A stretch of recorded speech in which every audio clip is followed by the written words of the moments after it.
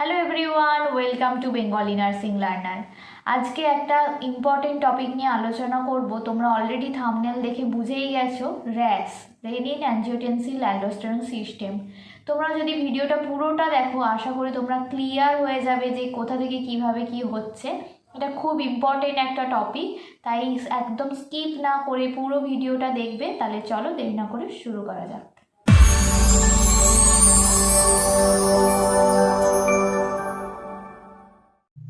এখন আমরা জানবো রেনিন অ্যাঞ্জিওটেনসিন অ্যালডোস্টেরন সিস্টেম মানে র্যাস এটা কি।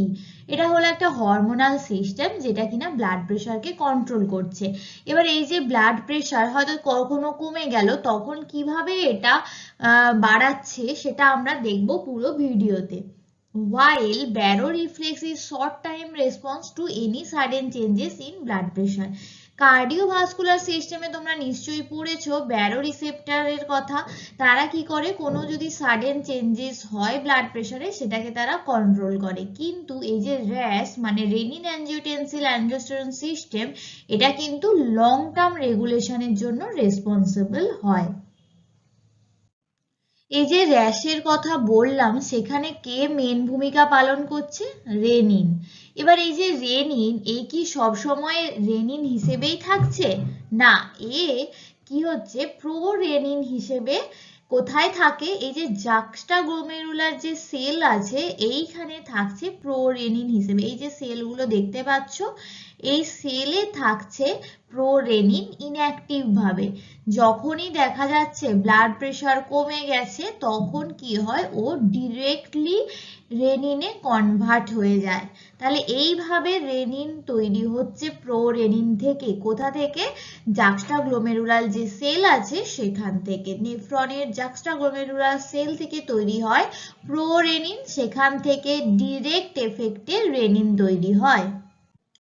প্রথমে যখন ব্লাড ভলিউম কম থাকছে, তখন স্বাভাবিকভাবেই ব্লাড প্রেশারও কম থাকছে, এবং তখন কি হয়, ব্লাডে সোডিয়ামের পরিমাণও কম থাকে। যখন ব্লাড ভলিউম কম থাকছে তখন কি হয়, কিডনি থেকে রেনিন সিক্রেশন শুরু হয়।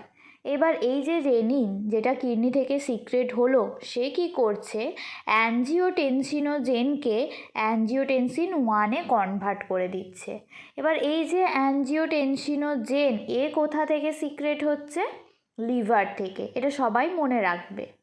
এবার এই যে অ্যাঞ্জিওটেনসিন 1 তৈরি হলো, এবার এই অ্যাঞ্জিওটেনসিন 1 কি হচ্ছে, আবার অ্যাঞ্জিওটেনসিন 2-তে কনভার্ট হয়ে যাচ্ছে। কে করছে? Angiotensin converting enzyme. এই এনজাইম কোথা থেকে সিক্রেট হচ্ছে? লাংস থেকে। এই যে অ্যাঞ্জিওটেনসিন 2, এ কি করছে, অ্যাড্রিনাল কর্টেক্স থেকে অ্যালডোস্টেরন সিক্রেট করছে আর ভেসো কনস্ট্রিকশন করছে। ভেসো কনস্ট্রিকশন করলে কি হবে, ব্লাড প্রেশার অটোমেটিক্যালি ইনক্রিজ করে যাবে। তাহলে এখানে কিন্তু দুটো কাজ হচ্ছে। এবার এই অ্যালডোস্টেরন কী কাজ করছে, সোডিয়াম আর ওয়াটার রিঅ্যাবজর্পশনটাকে ইনক্রিজ করছে আর পটাশিয়াম এক্সক্রিশন ইনক্রিজ করছে। এর ফলে কি হবে, সোডিয়াম লেভেল বাড়বে। সোডিয়াম লেভেল বাড়লে ব্লাড ভলিউম বাড়বে এবং ব্লাড প্রেশারও বাড়বে।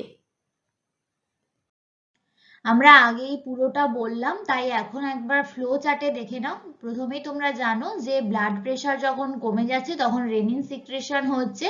এই রেনিন অ্যাঞ্জিওটেনসিনোজেনকে অ্যাঞ্জিওটেনসিন 1-এ কনভার্ট করছে।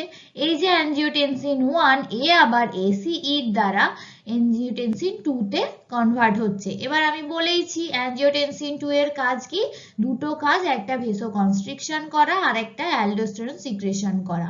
এবার এই যে অ্যালডোস্টেরন সিক্রেশন করলে কি হবে, ইনক্রিজ হবে সোডিয়াম অ্যান্ড ওয়াটার রিঅ্যাবজর্পশন, এবং সেটা হলে কি হবে, ব্লাড ভলিউম বাড়বে এবং ব্লাড প্রেশার বাড়বে।